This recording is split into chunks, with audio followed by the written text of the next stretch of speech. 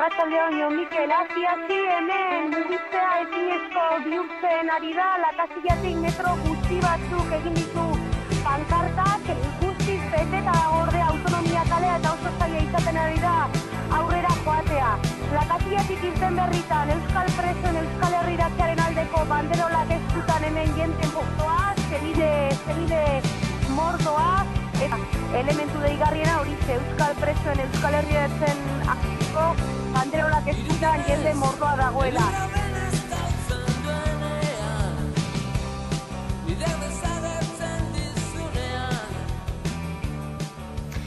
Amaia Zurutuzar gure lankidea, entzuten zenuten pasaen urteko manifestazioaren zuzenekoa eskaintzen Bilboko kaletatik, eta gaur esanakoa Bilbora etorri gara urteroko manifestazioa edo manifestazio hori oroitu eta horren inguruan modu berezian hitz egiteko, onera etorri gara bi seniderekin solasteko manifestazio horren harira, haien egoeraz, espetxe politikaz, eta haiekin bilduko gara, hementxe kafetxo baten bueltan, elkartu gara Bilbon, lasai eta patxadaz hitz egiteko. Horretarako Jone Artola eta Jagoba Goitia gonbidatu ditugu, biak ere senideak. Jagobak semea du preso, Oier Goitia 13 urte daramatza barrote artean, Murtziako espetxean, bere bikote Ainhoa Garziarekin batera, eta Jonek 32 urte daramatza dispersio politika, espetxe politika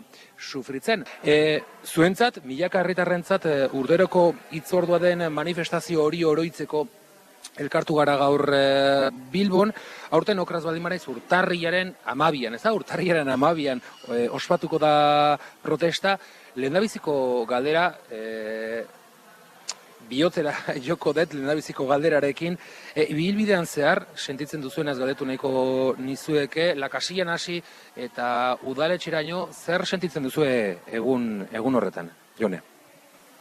Bueno, egun horretan sentitzen duguna da babes handia, sentimentuz beteriko maitasuna, eta pentsatzen dugula presoen afera ez da gure arazoa, zeniden eta lagunena, baizik gizarte edo euskal gizartearena bada. Eta egia da pilak betetzen digute, nahiko genuke astero olako uholdea ikusi, baina badakigu ezinezkoa da, baina bai gero urtean zehar, bai herrietan eta bai auzoetan jarraitzen dela olako elkartasuna gurekin egiten, eta eskertzekoa da, bai. Azken batean urteroko hitzordu hori Euskal Herrian ematen den elkartasun erakustaldirik handienetako bat delako, eta urtero errepikatzen da. Jagoa, zuk egun hori, manifestazio hori, ordu bete, ordu terdi hori, nola bizitzen duzu? Zer sentitzen duzu? Bueno, de manera diferente. En principio podía ser 3 partes. La primera es cuando nos juntamos, media hora antes, allí nos vemos prácticamente todos los familiares que a lo largo del año no nos vemos, siempre estamos reducidos según los destinos que tienen nuestros hijos. Una segunda parte que es la arrancada de la manifestación, el pasillo humano que se forma alrededor, la gente emocionada, incluso llorando. Y luego la tercera parte, pues el acto final y la despedida, siempre pensando que el siguiente año no se tendrá que hacer porque se habrán solucionado las cosas. Pero bueno, este año ahí estaremos otra vez. Personalmente, maila personalean, zertarako balio izue manifestazio horrek? Elkartasunez betetzeko, indarrak hartzeko, zer ematen dizue? Sí, para las 2 cosas, o sea, para coger fuerza, para cargarnos las pilas, para vernos todos, no solo para nosotros, la manifestación es también para el resto de la gente. El resto de la gente necesita esa visualización, porque cada uno tiene las vivencias de diario, pero hay un día que necesariamente tiene que sentir y ver a todos los demás, de hecho sabemos que es un porcentaje grande de la sociedad, pero al final eso se tiene que visualizar, porque si no se visualiza, al final se va perdiendo.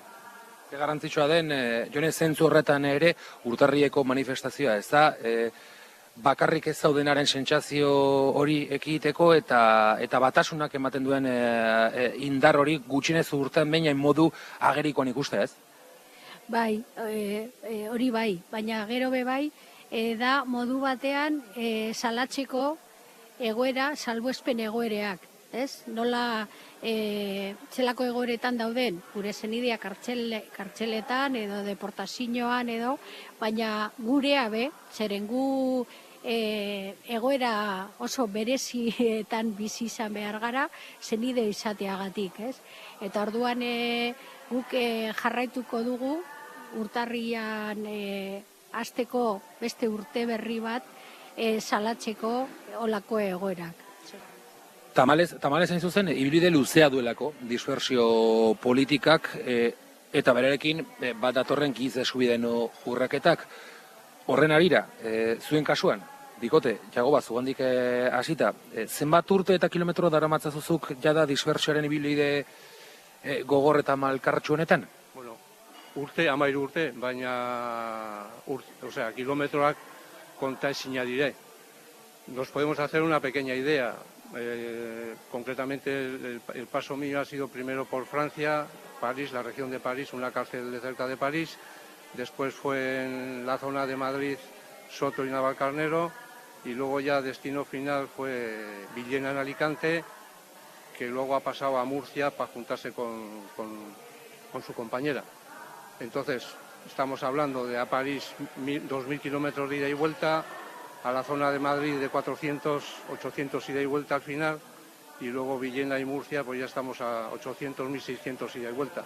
Habría que hacer las multiplicaciones de todos estos 13 años, todas las semanas, en fin, infinidad de kilómetros, un montón de kilómetros. Infinidad de kilómetros, zure kasuan, Jone, urteak ere, iaia amaigabeak, 30 urte baino gehiago dispersio politikari, espetxe politikari aurre egiten, ez da? Bai, hori da. Ni hasi nintzen izaten zenidea 1986an, eta 2018an ondino jarraitzen dudala, ez? Nik uste dut, bueno, ibili gara, Andaluziara, Galiziara, orain gure semea Castellonen dago. Bueno, dispersioaz hitz egiterakoan, errealitate zehatzak eta ezagunak, bintzat gizartearen parte batentzat ezagunak etortzen zaizkigu burura, kilometroak, auto istripuak, maite duzun hori urruti sentitzea, zaurgarritasuna azken batean, baina etxe barruan hori guztia nola kudeatzen den, nola eramaten den, horri buruz galdetu nahiko nizuek ere, bakoitzak modu batera eramango duelako, familia bakoitzak modu batera eramango duelako hori, zer da dispersioa edo nolako da dispersioa zure etxean, Jagoba? Bueno, es el pan nuestro de cada día, todos los días estamos en el sitio donde está el otro. París era el centro de la Tierra al principio, después pasó a ser Madrid y ahora Murcia, o sea, un sitio que nunca había conocido. Madrid, yo cuando fui, fue la segunda vez que fui a Madrid, cuando la primera visita que hice a Madrid. París ya sí lo había conocido, pero el centro de tu vida ya no es donde vives, el centro de tu vida es allí donde está.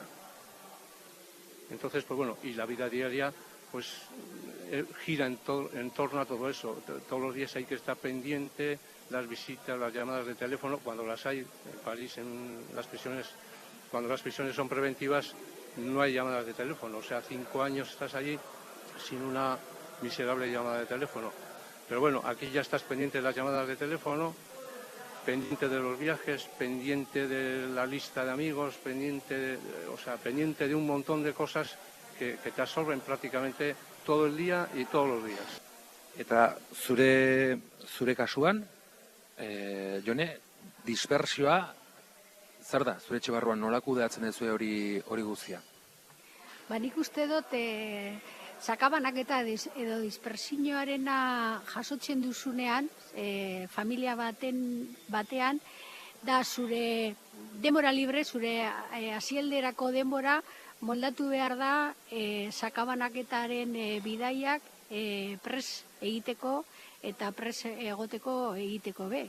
Orduan oporrak, joaten direnean umeak gelditzen dira lo egiten, edo aprobetsatzen dute zubi baten, edo oporretan, eta gero nik eramaten dut zerrenda, lagunen zerrenda.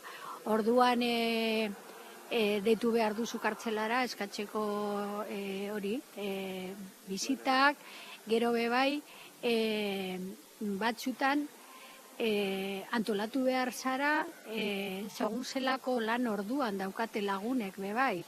Orduan da estres egoera baten bizitzea. Zeren zu badakizu zer den astean zehar zure bete beharra egin eta gero heltzen denean ostirala badakizu lagunak hartu behar dituzte kotxea joateko, hartu behar dituzte orduak behar duzuna heltzeko, eta ez bakarrik heltzeko, baizik gero bueltan, eta gero dator astelena berriro, ez? Orduan da lagunen arteko elkartasun hori guretzako da eskertzekoa, zeren da jende gaztea, badakizue gazteok bebai gaur egun zelako egoeretan laneko soldatekin eta da esforzo ikaragarri maitasuna adierazteko esate baterako handia. Mirentxinen sorreraz, zertan izan da lagungarria elkartasun sare hori, Jagoba? Sí, por supuesto, ha sido. ¿Y cuál es la mayor expresión de solidaridad que se da con los familiares de los presos?